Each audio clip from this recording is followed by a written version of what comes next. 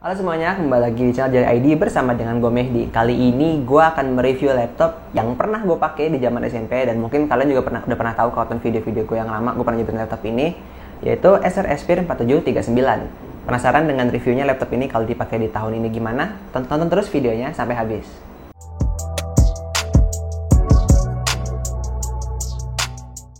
Acer Aspire 4739 ini keluaran tahun 2011 yang kalau nggak salah itu 2011 di mana masa-masanya itu Core i3, Core i5, dan Core i7 itu baru keluar. Dan gue liat banget punya laptop ini tuh pas gue baru masuk SMP, ya sekitaran tahun 2011-an, ketahuan umur gue berapa berarti. Dan ketika gue disuruh review laptop ini, gue langsung inget, wah ini adalah salah satu laptop yang cukup bersejarah untuk diri gue sendiri.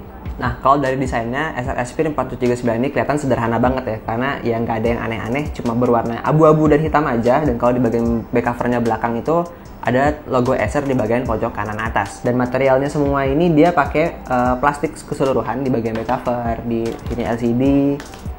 Nah, semuanya dia bagian plastik, tapi plastik ini cukup tebal dan kelihatan cukup kokoh. Dan kalau dibandingin dengan Acer Aspire 4741 yang katanya tuh engselnya cukup ringkih. Nah, di Acer Aspire 4739 ini dia engselnya cukup kuat. Ya, sesuai pengalaman gue juga sih. Kan gue pakai laptop ini kan cukup lama ya.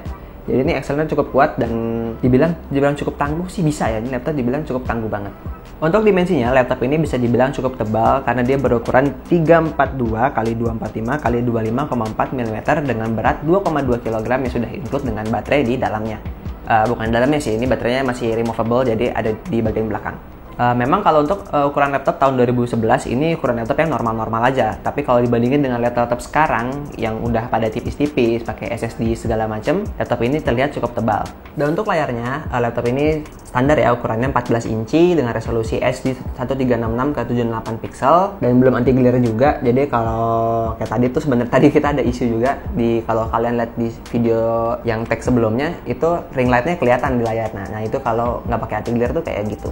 Terus kalau untuk di keyboardnya ini standar sih ya layout laptop Acer pada tahun 2011 tuh rata-rata keyboardnya kayak gini yang agak berjarak. Nah yang sebenarnya nih yang gue kurang suka dari keyboard Acer ini tuh karena jaraknya agak lumayan ya, agak tinggi, dia itu gampang kotor. Gue juga karena gue pernah pakai laptop ini juga ya, jadi gue ngerasain kadang tuh kotor-kotoran tuh suka masuk ke sela-sela keyboard sini nih. Dan itu susah banget dibersihinnya. Jadi kalau kalian pakai laptop ini, gue saranin pakai pelindung keyboard yang silikon tuh yang nempel. Dan itu kan bisa dicuci kalau kotor kayak gitu. Kurangnya sih dari keyboardnya itu aja. Nah di bagian atas keyboardnya ini, kalian bisa lihat nih ada garis hitam panjang ini. Nah ini tuh speaker. Cuma sayangnya dari speaker laptop Acer ini, speakernya kecil. Jadi kalau kalian buat dengerin lagu atau nonton film itu kurang berasa lah, karena dinaikin sampai 100 pun volumenya itu ya segitu-gitu aja gitu. Kalau dibandingin sama laptop lain, mungkin suaranya tuh lebih kenceng dibanding laptop Acer ini. Dan kalau kalian mau dengerin suaranya, kalian bisa dengerin di sini.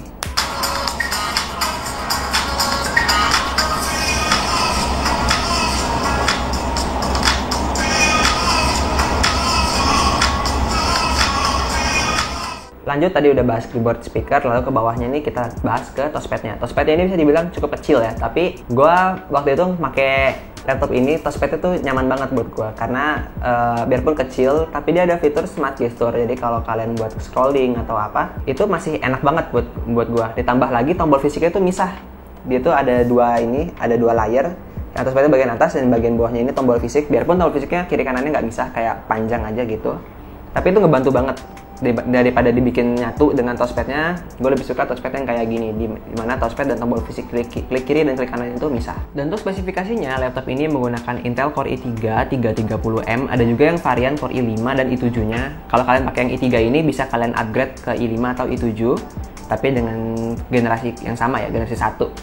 Terus RAM yang terpasang ini di sini 2 GB, tapi ada satu slot lagi untuk kalian tambah, dan maksimum upgrade-nya itu sampai 4 GB dari 3. Kalau untuk graphic card-nya dia menggunakan Intel HD grafik biasa standar. Dan kalau untuk storage-nya ini beragam banget. Dia dari 160 GB sampai 500 GB hard disk. Dan cerita sedikit berhubung dengan laptop yang di sini sama dengan apa yang gue punya di rumah. Nah, gue tuh dulu gunain laptop ini itu buat belajar ngedit video gunain Sony Vegas. Udah gitu, selain gunain Sony Vegas, gue juga pernah belajar buat animasi-animasi simple gitu di After Effects. Bayangin dulu gue pakai Core i3 dengan RAM 2 GB, Intel HD grafik. gue pakai buat belajar editing sama buat belajar After Effects. Berarti laptop ini tuh pada masanya tuh bisa dibilang cukup tangguh banget. Udah gitu pernah juga gue pakai buat main game, beberapa game. Kayak main game dulu tuh gue pakai buat main PES 2013, itu gue nyoba di laptop ini bisa. Terus main game warnet ya kayak PB dan lain-lain tuh pernah di laptop ini juga. Minecraft juga pernah gue mainin. Terus ada beberapa game juga yang gue udah lupa yang pernah gue coba di laptop ini. Jadi laptop ini tuh pada masanya tuh bisa dibilang bener-bener tangguh karena dia bisa, karena ya sesuai sih dengan tahunnya. Dulu kan software Adobe tuh masih pakai CS5, CS6 ya kalau nggak salah. Nah gue pakai itu masih CS5, CS6, jadi buat jalanin program itu masih lancar lah untuk Photoshop. Terus gue sempat juga belajar Premiere waktu itu pakai CS4 kalau nggak salah, Premiere waktu gue coba pertama kali. Sama After Effects pun CS4, CS5. Jadi untuk tahun 2011 laptop ini kuat, tapi kalau di tahun sekarang jangan pakai itu lagi. Ini bisa dipakai untuk kerja-kerja ringan-ringan aja. Kalau kalian buat kerja berat-berat banget, jangan pakai yang seri ini, kasihan laptopnya. Udah ketinggalan jauh gitu kan, tahunnya 2011, sekarang udah 2021, udah jarak 10 tahun gapnya, pasti perubahan teknologinya pun berbeda banget. Dan kalau kalian mau pakai Windows-nya kan sini yang terinstall Windows 7 ya. Dan emang yang support untuk laptopnya itu Windows 7. Gue pernah pakai Windows 8, itu masih enteng. Tapi kalau kalian pakai buat Windows 10, itu udah nggak support karena ya emang udah ketinggalan jauh banget kan gapnya. Terus kalau pakai Windows 10 juga paling pakai yang 32, nggak bisa pakai yang 64 bit. Jadi kalau untuk kalian mau beli laptop ini, gue saranin stay aja di Windows 7 ya, biarpun kalian tahu lah Windows 7 sekarang nasibnya kayak gimana, udah nggak dapat update lagi. Tapi ya untuk sekarang masih bisa dipakai kok Windows 7-nya. Lalu gimana untuk port I/O-nya? Kalau port I/O-nya di laptop ini bisa gue bilang cukup lah ya, karena dia ada USB 3.0, ada 3, ada LAN, ada VGA, dan depan ada card reader, dan ada jack audio. Dan jack audio ini belum combo jack, dia masih 2. Ada yang buat mikrofon sama untuk headphone itu dia terpisah. Nah, jadi secara keseluruhan, kalau kalian butuh laptop untuk pekerjaan ringan-ringan aja, untuk mengerjakan tugas atau ketik-ketik kerja kantoran, laptop ini masih bisa banget kalian gunain sebagai dari driver kalian, karena dari beratnya juga tidak terlalu berat, terus juga tebelnya pun nggak terlalu tebel, terus apalagi tadi tuh spesifiknya juga masih oke gitu kan. Terus desainnya yang sederhana tapi terlihat oke lah. Gue oke mulu kayak dari tadi ya, tapi pokoknya laptop ini beneran oke kok sesuai pengalaman gue gitu. Nah, jadi gimana menurut kalian? Atau kalian ada yang punya laptop ini juga? Boleh tulis di kolom komentar kalian gunain laptop ini tuh buat pekerjaan apa aja. Tulis di bawah biar teman-teman juga ya ada yang mau beli atau lagi nyari laptop untuk yang kayak gini modelannya untuk kerja sehari-hari. Kalau kalian lihat komentar kalian itu bisa terbantu.